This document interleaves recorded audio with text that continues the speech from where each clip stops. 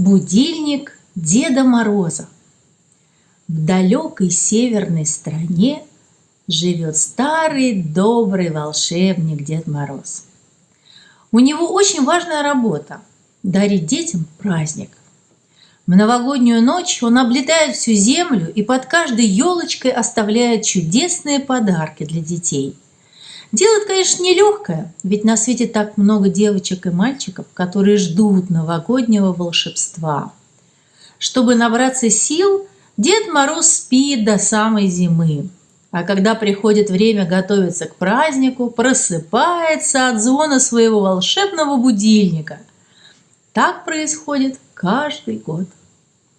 Но однажды случилась беда. Будильник Деда Мороза сломался.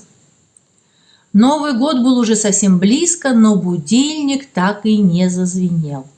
Обеспокоенная Снегурочка изо всех сил старалась разбудить старого волшебника, дергала его за руку, трясла над ухом самым звонким колокольчиком и даже натирала ему щеки холодным снегом. Но ничего не помогало. Дед Мороз только зевал, поворачивался на другой бок и сладко похрапывал. Грустные эльфы разбирали огромные мешки с непрочитанными письмами Деду Морозу и громко вздыхали, покачивая головками. Время шло, волшебник все спал, а они ничего не могли сделать. И только самый маленький эльф не унывал. Должен же быть какой-то выход, но не надо отчаиваться, нельзя оставить без праздника всех детей земли.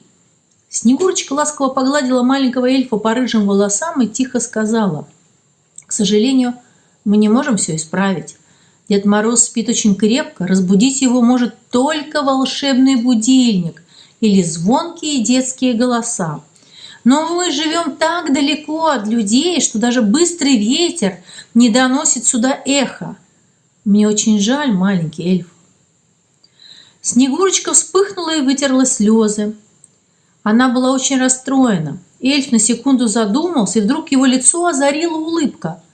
Он вскочил с места, расправил тонкие крылышки и взлетел под потолок. «У меня есть идея!» – радостно воскликнул маленький эльф.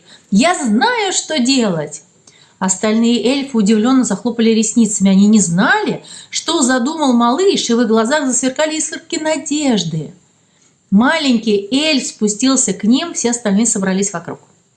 Он что-то шептал, размахивал руками, и эльфы радостно кивали головками. Идея малыша им очень понравилась, и они решили сразу взяться за дело.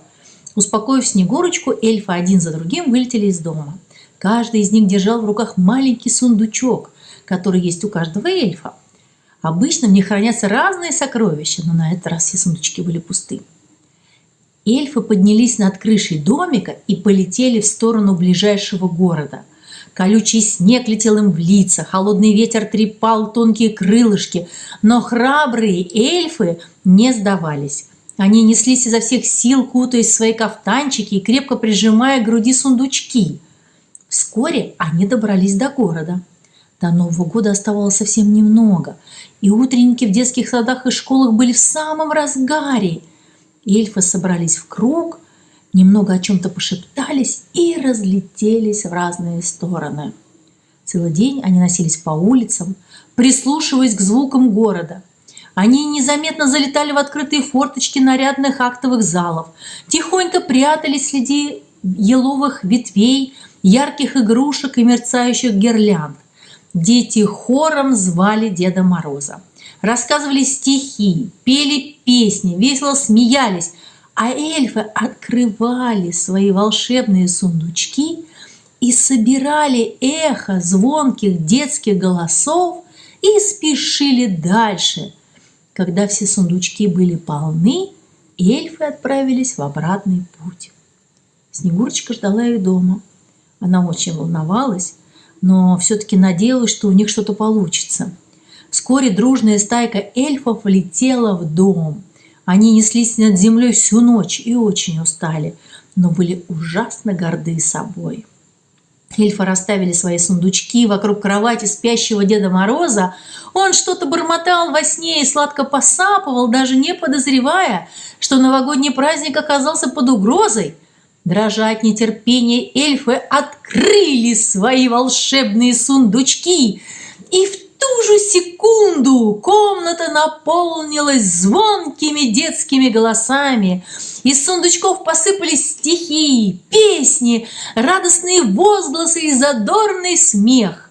Голоса звенели хором, порознь, словно сотни маленьких колокольчиков. Дед Мороз улыбнулся сквозь сон, заворочился, приоткрыл глаза и вскочил с кровати. «Что происходит?» – спросил он, волшебник, удивляясь, озираясь вокруг. «Ура!» – закричали эльфы. «Случилось! Он проснулся!» Снегурочка звонко смеялась, глядя на их забавные личики. Она была очень счастлива. Когда веселье потухло, Снегурочка рассказала Деду Морозу всю историю и о сломанном будильнике, и об идее маленького эльфа, и о смелом поступке всей дружной компании. А потом они принялись за дело. До новогодней ночи осталось совсем мало времени, а сделать нужно было очень много. Через 3 дня наступил Новый год. Старый добрый волшебник Дед Мороз, как обычно, посетил все дома, где его ждали, и под каждой елочкой он оставил свой чудесный подарок. А волшебный будильник он, конечно же, починил. Принес домой целый мешок эхо детских голосов, собранных по всей земле. Так, на всякий случай.